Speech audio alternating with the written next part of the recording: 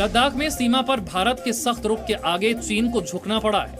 सूत्रों के मुताबिक गलवान घाटी में चीन के सैनिक पीछे हटने शुरू हो गए हैं। चीनी सेना की गाड़ियों के साथ साथ बख्तरबंद गाड़ियां वापस जा रही हैं। चीन के सैनिक गलवान, हॉट स्प्रिंग और गोगरा इलाके से वापस जाते देखे हैं। चीन के सैनिकों को पेट्रोलिंग पॉइंट 14 से टेंट हटाते हुए भी देखा गया है। 15 जून को इसी जगह पर भारत और चीन के सैनिकों के बीच झड़प हुई थी। सैनिकों के बीच झड़प में 20 भारतीय सैनिक शहीद हुए थे, जबकि 45 से 50 चीन के सैनिक मारे गए थे। भारत और चीन के बीच सीमा विवाद को लेकर राष्ट्रीय सुरक्षा सलाहकार अजीत डोवल और चीन के विदेश मंत्री वांग यी के बीच फोन पर बातचीत हुई। अजीत डोवल और वांग यी ने रविवार को करीब 2 घंटे बातचीत की। विदेश मंत्रालय के मुताबिक दोनों देश भविष्य में शांतिपूर्ण माहौल बनाने पर सहमत हुए। सीमा पर चरणबद्ध तरीके से सेना के पीछे हटने पर सहमति बनी। साथ ही मतभेदों को दूर करने पर भी दोनों देश सहमत हुए हैं। इस बात पर भी सहमति बनी कि LAC का सम्मान दोनों देश करेंगे। भारत और चीन के बीच गलवान जैसी घटनाओं से बचने और सहयोग बढ़ाने पर भी सहमति बनी। उत्तर प्रदेश के मुख्यमंत्री योगी आदित्यनाथ ने पुलिस अफसरों से कहा है कि 8 पुलिस वालों की हत्या के आरोपी विकास दुबे को तुरंत पकड़ा जाए। मुख्यमंत्री ने निर्देश दिया कि जब तक अपराधी नहीं पकड़ा जाता तब तक अधिकारी मुख्यालय वापस नहीं आएंगे।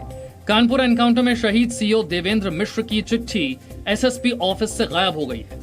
इसी साल मार्च महीने में CO देवेंद्र मिश्र ने गैंगस्टर विकास दुबे और चौबेपुर थाना अध्यक्ष विनय तिवारी के बीच गठजोड़ की शिकायत की थी। बदमाश विकास दुबे से गठजोड़ के आरोप में चौबेपुर थाने के 3 पुलिसकर्मियों को भी निलंबित किया गया। आज 3 पुलिसकर्मी निलंबित किए गए हैं। इन लोगों की भूमिका जो है संदेहास्पद पाई गई है। विकास दुबे अपराधी से इनके संबंध पाए गए हैं, इनकी वार्ता पाई गई है। इस आधार पर इन लोगों को निलंबित किया गया है। 8 पुलिस वालों की हत्या के 4 दिन बाद भी विकास दुबे फरार है। 40 थानों की पुलिस, STF और बड़े अफसर लगातार छापेमारी कर रहे हैं। विकास दुबे पर इनाम भी 1 लाख रुपए से बढ़ाकर 2.5 लाख कर दिया गया है। देश में पहली बार 24 घंटे में कोरोना वायरस से 24,000 से ज्यादा लोग संक्रमित हुए हैं। हालांकि संक्रमण से ठीक होने वाले मरीजों की संख्या भी तेजी से बढ़ी है। 24 घंटे में 24,248 नए केस सामने आए और 425 लोगों की मौत हुई। 24 घंटे में 15,350 संक्रमित मरीज इलाज से ठीक हुए। कोरोना संक्रमितों की संख्या बढ़कर 6,97,413 हो गई है। कोरोना से अब तक 19,693 संक्रमितों की मौत हुई है। कुल 4,24,443 लोग इलाज से ठीक हुए। देश में कोरोना संक्रमण को लेकर जांच में तेजी आई है। भारतीय आयुर्विज्ञान अनुसंधान परिषद यानी ICMR के मुताबिक देश में कोरोना वायरस के संक्रमण को लेकर 1 करोड़ से ज्यादा सैंपल टेस्ट किए जा चुके हैं। दिल्ली में कोरोना संक्रमण के मामले 1 लाख से ज्यादा हो गए हैं। अच्छी बात यह है कि संक्रमण की रफ्तार थोड़ी कम हुई है। पिछले 24 घंटे में कोरोना संक्रमण के 1,379 नए केस सामने आए हैं।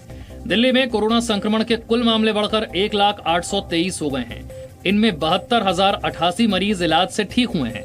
दिल्ली में 25,620 संक्रमित मरीजों का इलाज चल रहा है, जबकि अब तक 3,115 लोगों की मौत संक्रमण की वजह से हुई है। दिल्ली के मुख्यमंत्री अरविंद केजरीवाल ने कहा कि संक्रमण के हालात में अब सुधार है। दिल्ली में कोरोना की जांच और अस्पतालों में बिस्तर को लेकर कोई समस्या नहीं है।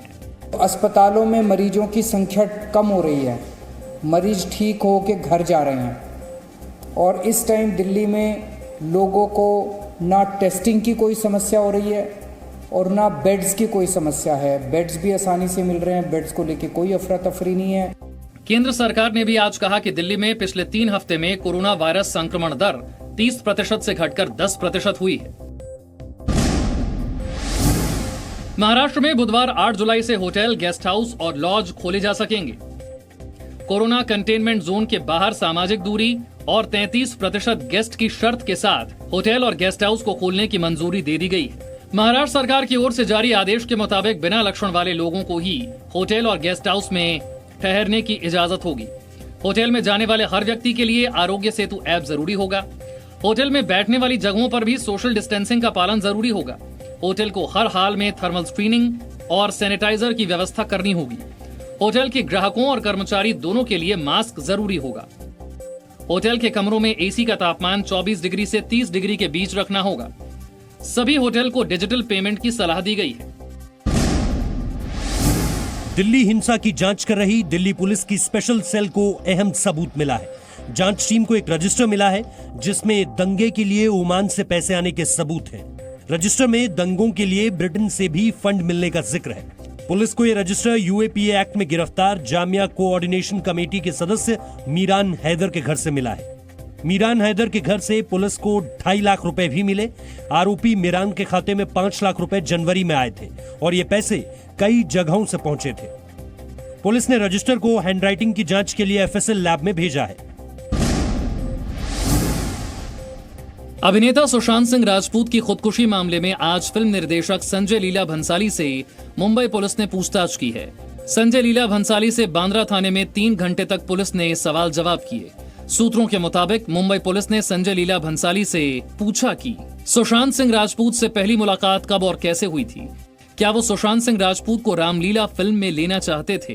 रामलीला फिल्म में आखिर सुशांत को क्यों नहीं लिया गया, इनकार किसने किया और इसकी वजह क्या थी। अमरनाथ यात्रा 21 जुलाई से शुरू हो सकती है। सूत्रों के मुताबिक इस बार की अमरनाथ यात्रा सिर्फ 2 हफ्ते की होगी, यानी 3 अगस्त तक ही चलेगी। सूत्रों के मुताबिक इस बार की यात्रा में सिर्फ 10,000 श्रद्धालुओं को यात्रा की इजाजत संभव। एक दिन में सिर्फ 500 श्रद्धालु पवित्र गुफा तक जा पाएंगे। बाहर से आने वाले श्रद्धालुओं की कोरोना जांच जरूरी होगी। रिपोर्ट नेगेटिव आने तक क्वारंटाइन सेंटर में रहना होगा। 55 वर्ष से कम उम्र के लोगों को ही यात्रा की अनुमति संभव। सूत्रों के मुताबिक यात्रियों के लिए ऑनलाइन पंजीकरण की व्यवस्था भी की जा सकती है। हेलीकॉप्टर से यात्रा पर अभी कोई फैसला नहीं लिया गया है। भारतीय जनसंघ के संस्थापक डॉक्टर श्यामा प्रसाद मुखर्जी की जयंती पर प्रधानमंत्री मोदी ने ट्वीट कर श्रद्धांजलि दी। प्रधानमंत्री ने लिखा, डॉक्टर श्यामा प्रसाद मुखर्जी की जयंती पर मैं उन्हें नमन करता हूँ। वो एक सच्चे राष्ट्रभक्त थे जिन्होंने भारत के विकास में अहम भूमिका निभाई। देश की एकता के लिए उन्होंने योगदान दिया और उनके विचार करोड़ों लोगों को प्रेरित करते हैं। गृह मंत्री अमित शाह ने श्यामा प्रसाद मुखर्जी के योगदान को याद करते हुए ट्वीट किया, कश्मीर को भारत का अभिन्न अंग बनाए रखने एवं देश की एकता और अखंडता के लिए उनका समर्पण और बलिदान देशवासियों को सदैव प्रेरित करता रहेगा। बीजेपी अध्यक्ष जगत प्रकाश नड्डा ने बंगाल की वर्चुअल रैली में श्यामा प्रसाद मुखर्जी के रास्ते पर चलने का ऐलान किया। श्यामा प्रसाद मुखर्जी के जीवन से हमको एक बात हमेशा ध्यान में रखनी चाहिए कि उन्होंने कभी भी पद को महत्वपूर्ण नहीं समझा। उन्होंने हमेशा विचार को तवज्जो दी और विचार के लिए उन्होंने जीवन लगा दिया। इस बात को हमको समझना चाहिए। Presenting B News app available on Google Play and App Store. Download it now.